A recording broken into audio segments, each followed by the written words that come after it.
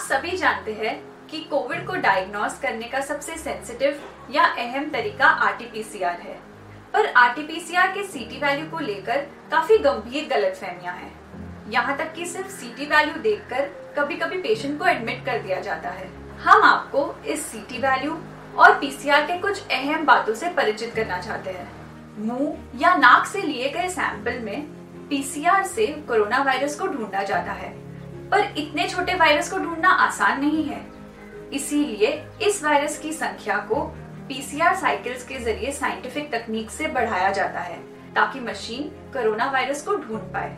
उदाहरण के तौर पे अगर 12 साइकिल्स के बाद ही वायरस मिल गया तो सीटी वैल्यू 12 होगा। अगर 25 साइकिल के बाद मिले तो वैल्यू 25 होगा, और अगर 35 साइकिल के बाद भी वायरस ना मिले तो आईसीएमआर गाइडलाइंस के अनुसार टेस्ट नेगेटिव कहलाएगा।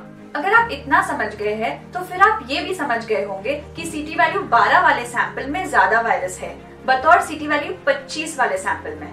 और ये रही इस वीडियो की सबसे अहम बात, ये सीटी वैल्यू उस सैंपल में वायरस की संख्या बताता है, ना कि पेशेंट के फेफड़ों में। और इसीलिए सीटी वैल्यू का पेशेंट की बीमारी की गंभीरता या सिवियरिटी से कोई नाता नहीं है।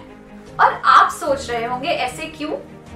पहले ये समझना जरूरी है कि ये सीटी वैल्यू सिर्फ सैंपल में वायरस की संख्या पर नहीं, पर कई और फैक्टर्स पर निर्भर करता है। सैंपल नाक के आगे या पीछे से ले या मुंह से ले, इसका भी असर सीटी वैल्यू पर होता है। यहाँ तक कि एक ही समय लिए गए 2 सैंपल का भी सीटी वैल्यू ऊपर नीचे आ सकता है। एक ही सैंपल को 2 अलग अलग मशीन पर टेस्ट करने पर भी सीटी वैल्यू बदलता है।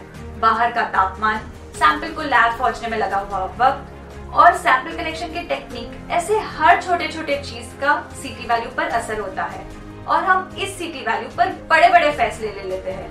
सीटी वैल्यू की अफवाहों के कारण आईसीएमआर ने भी अपने ऑफिशियल सर्कुलर में ये बहुत साफ कर दिया था कि कोविड आरटी-पीसीआर में सीटी वैल्यू का इस्तेमाल सिर्फ टेस्ट नेगेटिव या पॉजिटिव बताने में हो।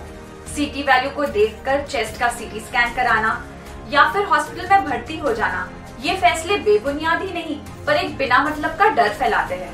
याद रखें, अगली बार अपनों से आरटी-पीसीआर का सीटी वैल्यू पूछकर अपनी अज्ञानता ना दिखाए, बल्कि किसी और के मन में जो सीटी वैल्यू को लेकर उलझन है उसका भी समाधान करें। क्योंकि हमें टेस्ट का नहीं, मरीजों का इलाज करना है। क्योंकि हमें अफवाहों पर नहीं, विज्ञान पर भरोसा रखना है। क्योंकि हमें डरना नहीं, हमें लड़ना है। बस अब जीतना है। It's great to see you here. Thank you for watching our work. If you haven't subscribed yet, don't forget to click the bell icon and subscribe to Mojo Story and support independent, robust journalism.